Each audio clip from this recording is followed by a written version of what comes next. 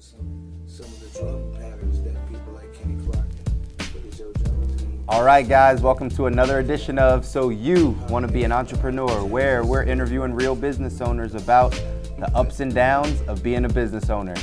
On today's episode, we're talking to the owner of a gourmet cake company. Thank you for coming in to San Dimas Cake Company with me today. Hopefully next time you're in San Dimas, you can come taste my cake.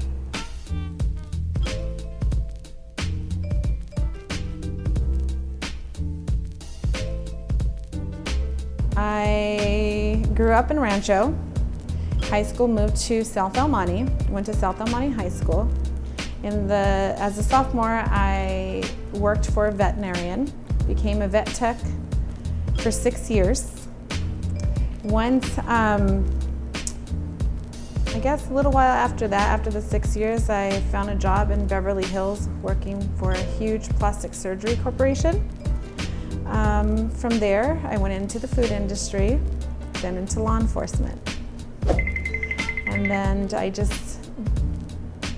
wasn't for me. So I opened up my business now.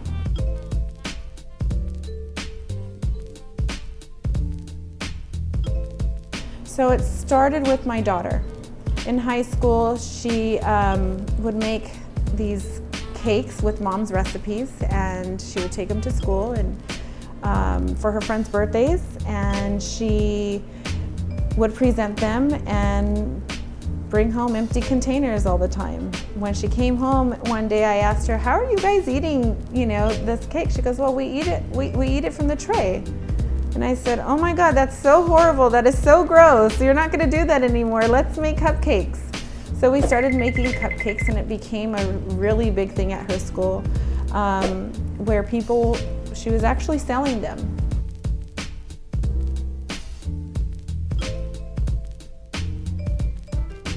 So she would ask for a small little donation. And every day she would take different flavors to school, and the money that she would make, I would have her put in the bank. But she would always have to pay back the person who fronted her the money, which was mom.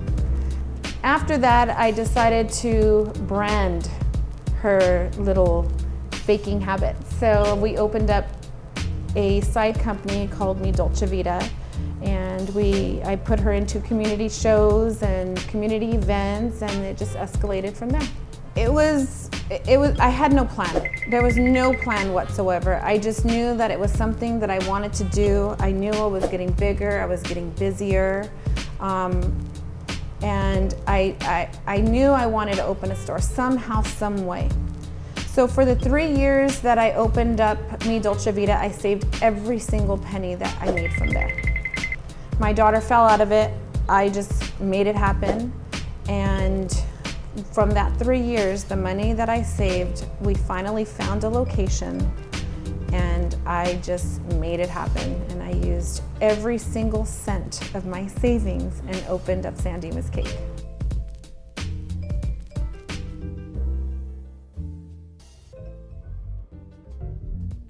It was thousands.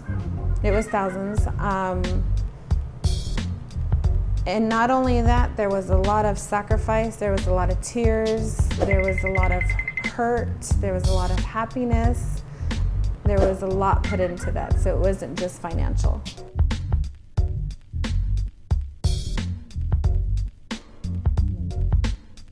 Well, being that I didn't have a regular job anymore, I decided to do, baking full time. Hubby was taking care of all the bills, and we had a house, we had cars, we had kids, small kids. It was hard. It was really, really hard. We struggled for a really long time, but we always made a promise to each other that we weren't going to give up, even when we wanted to.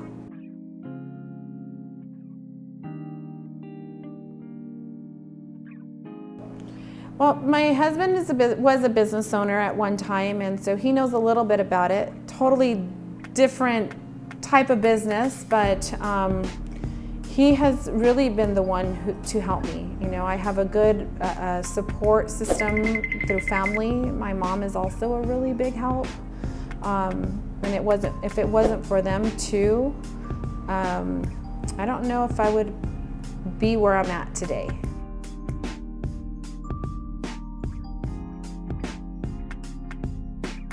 So I can talk to you a little bit about how I ended my year last year, and surprisingly, we did extremely well for being, 1 year in business, and we went through a couple hurdles last year. We opened in February. We had construction that was supposed to last 6 weeks that turned into 8 months, and didn't know how we were going to survive, from there, but we came out strong. And I guess you don't really see it until the numbers are there. When that 1099 comes, man, it gets real. For sure.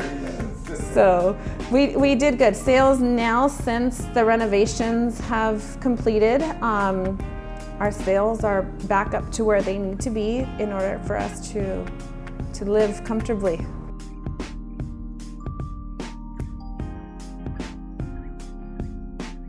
So when you open up a business, you always have, fees that you have to pay. Everybody wants a piece of something. So the city, you have your business license, and I have a county license that I have to obtain. That's pretty much it. But then it's all the maintaining. Every day I'm buying product, and you just don't get to sit on a gold mine.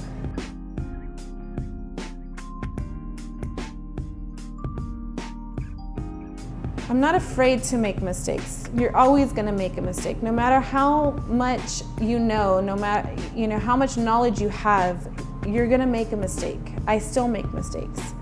It's what comes out of that. You learn from it and you move forward and try not to do it again.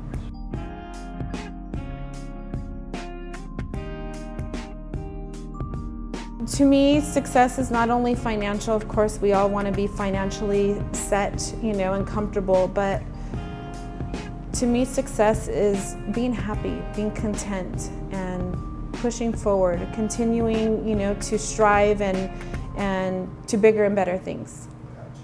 And we're moving there. All right, guys. So what did we learn today? 1, saving money when you become an entrepreneur is crucial to the future success of your business. Remember, cash is king. 2, sales cures all. In the startup phase of your business, the more sales you have, the easier it'll be to think about expanding. 3, entrepreneurs have a never quit attitude. You must have the mindset of never giving up and never throwing in the towel, even when things get difficult.